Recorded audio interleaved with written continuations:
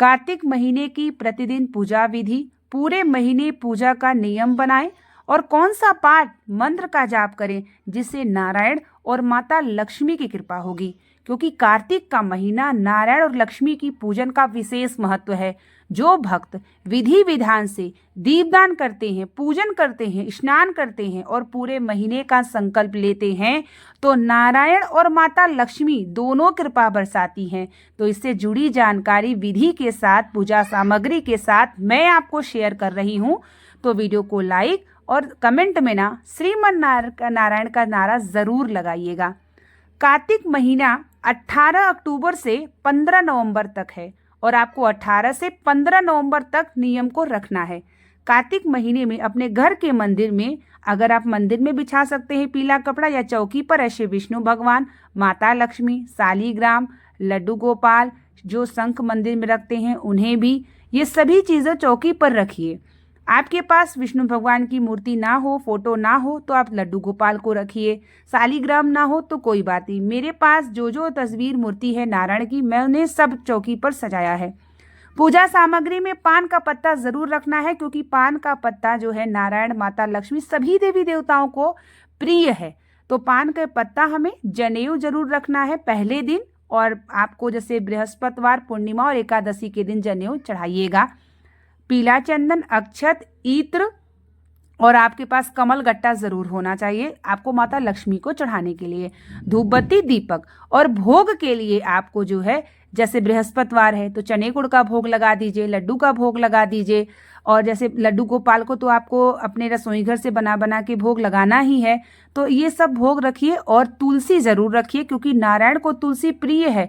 तो तुलसी स्नान, जैसे आप नारायण को स्नान कराएंगे, लड्डू गोपाल को स्नान कराएंगे, तो तुलसी डाल के स्नान कराना है।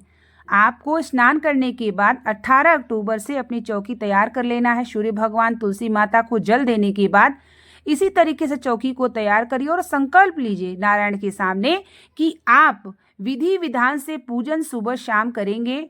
और हे नारायण, मेरी ये कामना है, मेरे घर में सुख समृद्धि की कृपा करिए। और इसके लिए आप यह भी संकल्प लीजिए कि आप जो है पाठ के बारे में मैं आपको बताने जा रही हूँ, विष्णु सहस्त्र नाम का पाठ।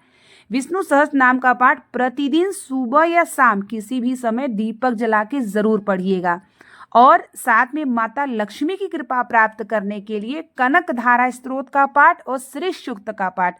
कनक धारा स्तोत्र का जो पाठ होता है वो केवल माता लक्ष्मी का इसमें वर्णन किया गया है, लेकिन श्री सूक्त का जो पाठ है वो लक्ष्मी और नारायण दोनों का किया गया है। तो श्री सूक्त और कनक धारा स्तोत्र का पाठ दोनों आप ये शाम के समय करेंगे, और सुबह अगर आपके पास समय है तो विष्णु सहस्त्र नाम का पाठ जरूर करना है। और प्रतिदिन एक कमल गट्टा माता लक्ष्मी को जरूर अर्पित करिएगा। और विष्णु भगवान को स्नान कराइए, तुलसी रखिए, पीला चंदन, अक्षत, इत्र और जो शालीग्राम रखते हैं उनके ऊपर जनेऊ, नया जनेऊ को बदल दीजिए।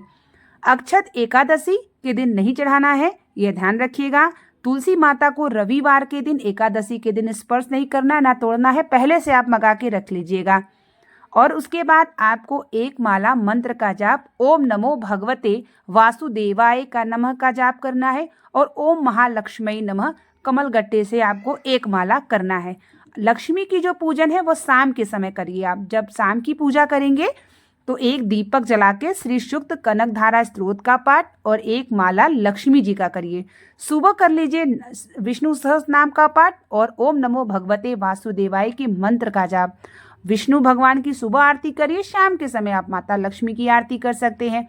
तुलसी माता की पूजन का विधि विधान आपको बना के रखना है। तुलसी माता के पास, जैसा कि पहले भी वीडियो मैंने आपको शेयर किया है, कि तुलसी स्तोत्र का पाठ या तुलसी चालीसा, और तुलसी माता के पास अगर समय हो तो आसन लगा करके आप एक माला ओम नमो भगवते वासुदेवाय के मंत्र का जाप तुलसी माता के पास भी करिए और तुलसी माता की आरती करिए।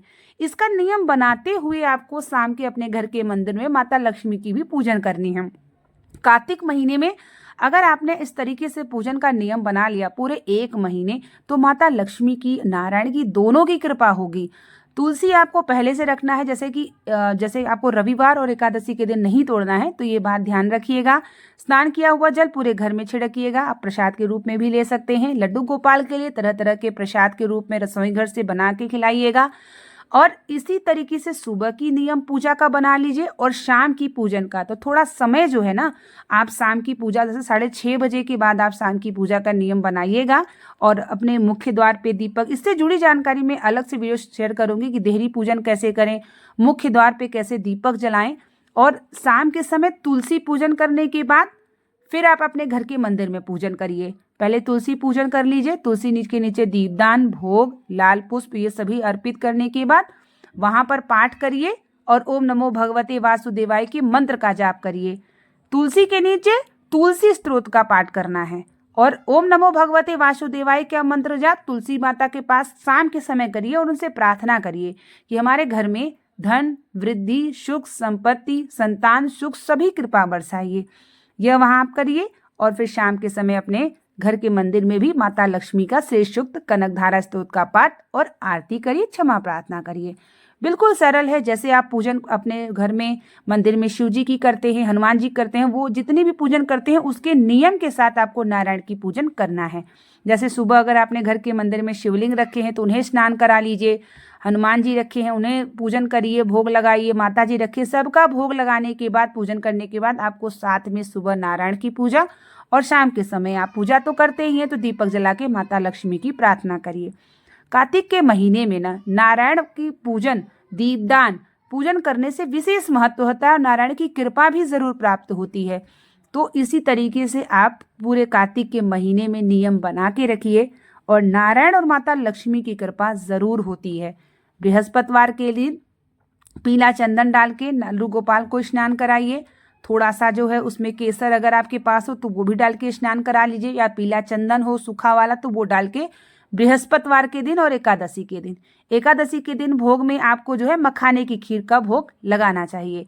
तो इस तरीके से ये मेरे पहले दिन की पूजा मैं इस तरीके से आपको बता दी कि ऐसे आपको करना है और ऐसे आपको पूरे महीने करना है। मान लीजिए मासिक धर्म बीच में आ जाए तो आप वो 5-6 दिन छोड़ दीजिए, फिर से अपना आगे जब आप साफ स्वच्छ हो जाए, बाल धुल लें, फिर आगे से करिए।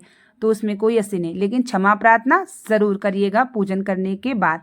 तो इसी तरीके से आपको पूरे कार्तिक मास में नारायण और माता लक्ष्मी की पूजन करना है।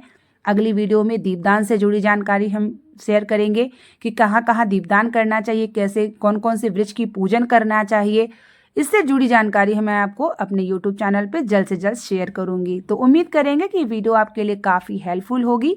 तो बने रहिए मेरे चैनल पे। आप सभी को पूजा पाठ से जुड़ी जानकारी, घर गृहस्थ से छोटी छोटी जानकारी आपको मिलती रहती है और आप सभी न अपने घर गृहस्थ से समय निकाल के पूजा पाठ, भगवान की भक्ति जरूर करना चाहिए ताकि हमारा जीवन सार्थक हो। मिलते हैं एक नई वीडियो और एक नई जानकारी के साथ। तब तक के लिए आप सभी को श्री शिवाय नमः।